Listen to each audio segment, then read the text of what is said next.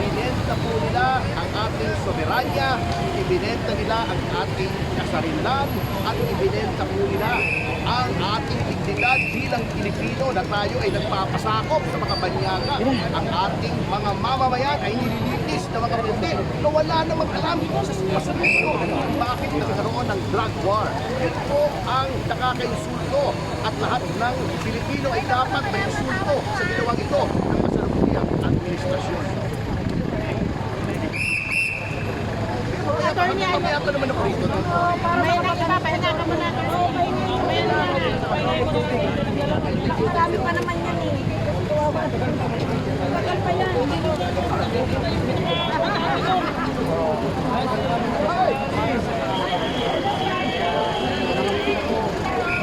Dami na ng tao, guys. May salaman ka pa?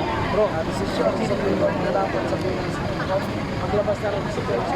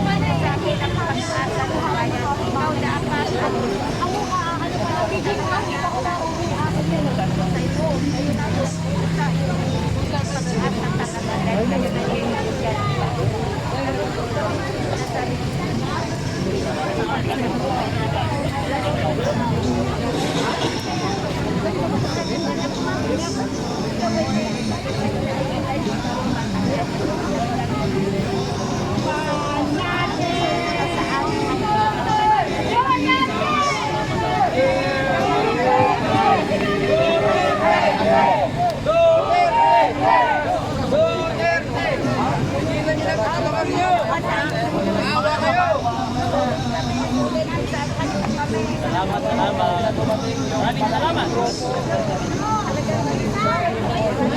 Dito po.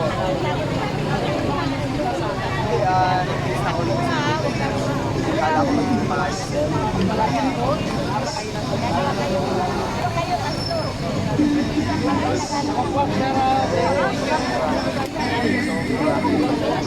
Kulang na lang pati po sa release na cheese. Yan ba ang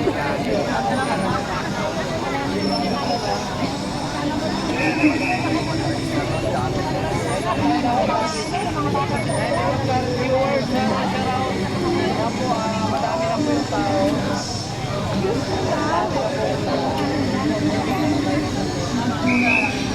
Part sa galing ng Kalaw.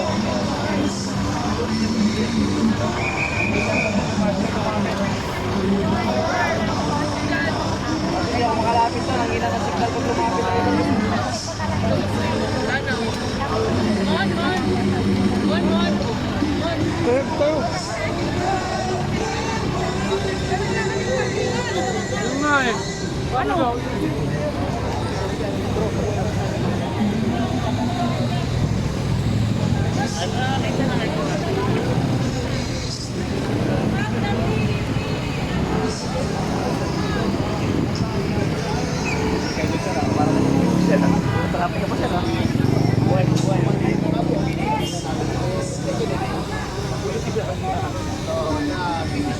One way or the other, wala akong pagpipiliban dito na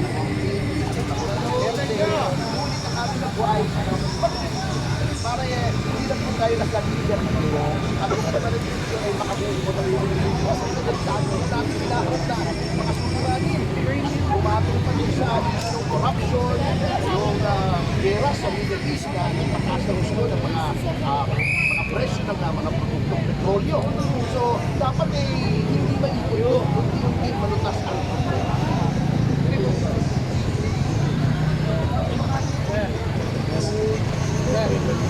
maraming salamat po.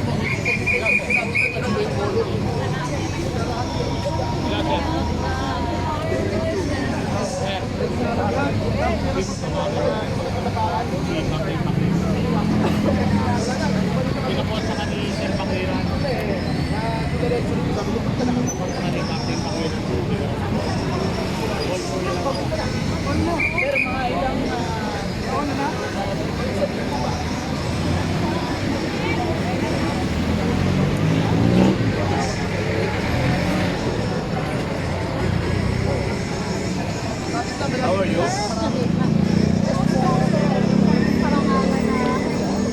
Sana hindi ka na dumadalaw dito sa ating bola ng layan niyo ang dakila.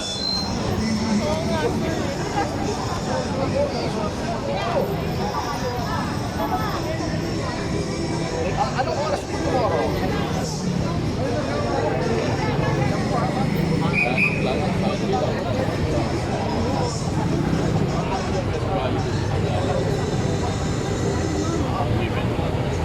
Oh, kasalukuyang binubukbok ng mga pulis yung ulo ko, hindi, diro lang.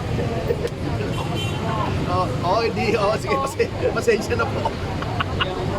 Baka maniwala eh.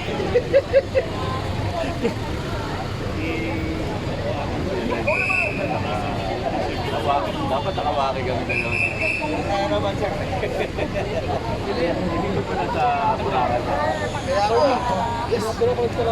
Ay, ganun ba? Salamat po. Salamat po. Wala naman po. Ano lang po? Para appeal lang po. Certiorari po yun. We are alleging kung sa petisyon namin na yung ginawa kay Pangulong Duterte ay unconstitutional.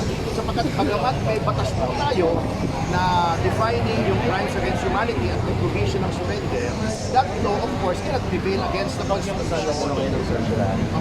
March 11, nung habang si President Duterte nasa Billabor. Kasi nyo wala pa. Wala pa. So, yun, apila lang po dito na 1 year anniversary. Yes, opo naman.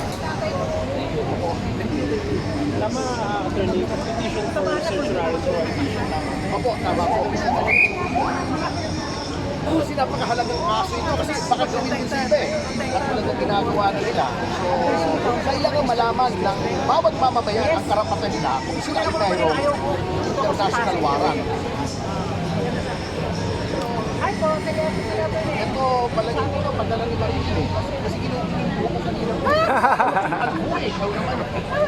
Wala naman sa kalbo. Ayusin kaya niyan. Oo ba, kasi nagkakato yan eh. Ayoko naman magmarkuleta. Mainit.